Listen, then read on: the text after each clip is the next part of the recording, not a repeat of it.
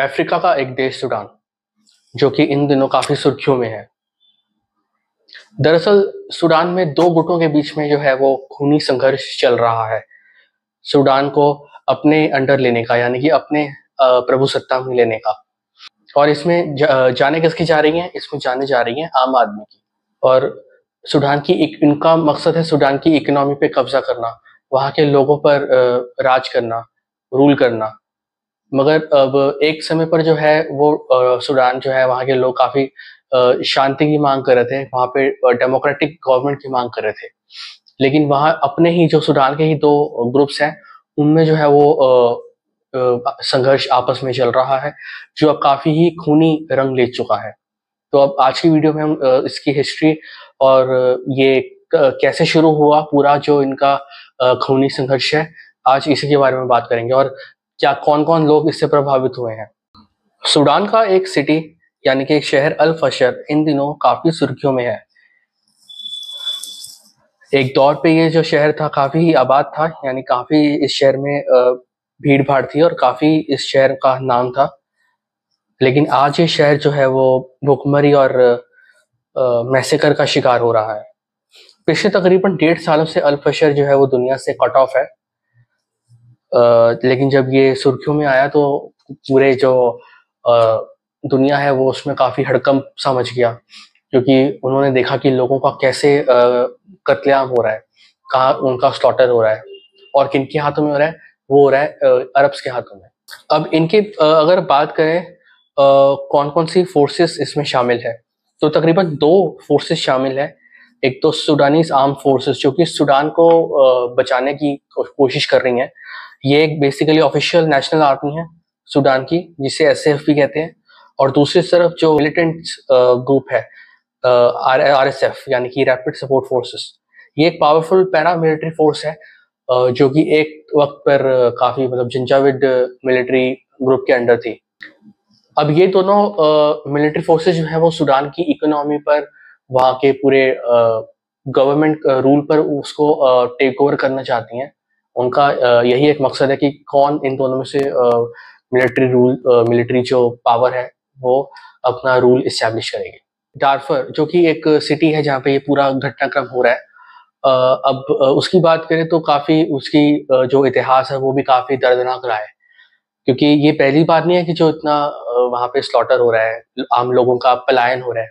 इससे पहले भी 2 दशक पहले 2003 में भी सूडान ऐसा घटनाक्रम देख चुका है। ऐसा जो काला दौर है वो देख चुका है। दरअसल 2003 में भी जंजाविद मिलिट्री ग्रुप, जिसका मैं नाम ले रहा था, वो भी इससे पहले 2003 में इन्होंने काफी मास किलिंग, एथनिक क्लिनजिंग, यानी कि धर्म के नाम पर लोगों का काफी कत्लेआम किया, और जिससे कि काफी लोगों को प्लान करने पर मजबूर होना पड़ा और इस शहर से दूसरे शहर पे वो चले गए। अब 2 दशक बाद 2023 में दोबारा ये जो ग्रुप है वो एक्टिव हुआ और नए नए लोगों की जो है, युवाओं की वो भर्ती करने लग गया।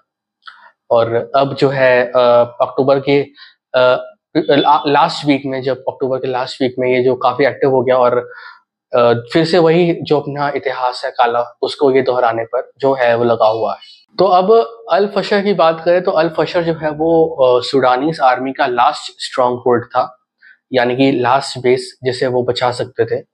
बट अब वो भी जो है वो इस मिलिट्री ग्रुप के अंडर आ चुका है। पिछले 1.5 साल से इन दोनों ग्रुपों के बीच में काफी संघर्ष चल रहा था, काफी स्ट्रगल, पावर स्ट्रगल चल रहा था, जिसे अब फाइनली मिलिट्री ग्रुप, मिलिट्री जो मिलिटेंट ग्रुप था आरएएफ, उसने अब अपने अंडर में ले लिया है। जबकि 1.5 साल से सूडानीज आर्मी भरपूर कोशिश कर रही थी कि वो इसे बचा सके। तो अब माना जा रहा है कि 55 किलोमीटर की जो बॉर्डर है, एरिया जो वो उसने दुनिया से कट ऑफ कर दिया है, यानी कि पूरा बॉर्डर बना दिया उन्होंने अल फशर शहर के आसपास 55 किलोमीटर का, ताकि वो सिटी को जो है वो सूडानीज आर्मी से वो बचा सकें और अपने कब्जे में वो ले सकें। और अब पूरे उन्होंने अपने कब्जे में वो ले ही चुके हैं। और काफी इसमें जो लोग फंसे हुए हैं, जो भूखमरी का शिकार हैं, उनके सिर पे अब कोई छत नहीं रही, उनके अब बच्चे भूख को तरस रहे हैं, उनको कोई मेडिकल सुविधा उनके पास नहीं है, तो अब वो दर दर भटकने को मजबूर हैं। और अब जो मिलिटेंट ग्रुप है वो क्या कर रहा है, वो अब नस्ल, रंग, रूप के भेद में जो है वो उनको वो टारगेट कर रहा है। और कई फुटेजेस ऐसी देखनी पड़ रही जो काफी देखी नहीं जा रही। इसमें काफी मतलब सेंसिटिव है, वो ट्रक के ट्रक जो भर के वो उनको अनलोड कर रहे हैं और उनको चुन चुन के वो उनकी एथनिक क्लेंसिंग कर रहे हैं। अक्टूबर के आखिरी हफ्ता आते आते आरएसएफ का जो अटैक है वो काफी, उन्होंने फुल स्केल अटैक किया और अल फशर सिटी पर लगभग उन्होंने अपना कब्जा कर लिया। और सूडानीज आर्मी उनके एक फाइनल असॉल्ट को जो बिल्कुल भी सह नहीं सकी और उन्होंने पीछे मुड़ना ही सही समझा और अपनी पूरी सेना उन्होंने वापस बुला ली। अब सैटेलाइट इमेजेस के जरिए ये सामने आया कि करीब 15 से 2000 लोग जो है वो उन्होंने जो मिलिटेंट ग्रुप है उन्होंने पूरा स्लॉटर कर दिया है। और तकरीबन सैटेलाइट इमेजेस से पूरे जो पूरा खूनों का तालाब बना हुआ है और सड़कों पर लाशें बिछी हैं। और अभी ये आंकड़ा भी और भी बढ़ सकता है, क्योंकि अभी जैसे जैसे और भी इसमें फर्दर रिसर्च होगी, फर्दर इन्वेस्टिगेशन, तो इसमें पता लगेगा कि और कितने लोग इसमें जाने गई हैं। मिलिटेंट ग्रुप ने हर उस आदमी को मारा जो कि सूडानीज आर्मी के साथ होने का उसको शक था, उसे तुरंत वहीं मार दिया।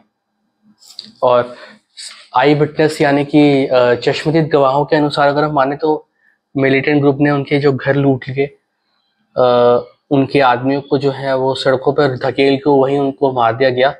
और इसमें काफ़ी हॉस्पिटल्स और प्राइवेट जो प्रॉपर्टीज हैं वहाँ पे भी काफ़ी घुस के उन्होंने जो है वो आगजनी की और लूटपाट किया।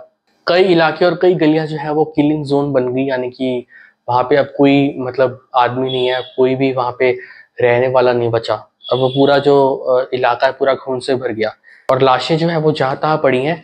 वायलेंस जैसे ही बढ़ा तो जिसको जहाँ मौका मिला वो वहाँ गया, क्या जवान क्या बूढ़ा, सभी अपने दूसरे शहरों में जाने को मजबूर है। जो एक कपड़े में थे, 2 कपड़े में थे, वो जहाँ कुछ लिए अपना सामान जो कीमती छोड़कर घर में, वही जो है वो ऑन फुट ही मतलब पैदल ही वो दूसरे शहर में जाने को मजबूर हुए हैं।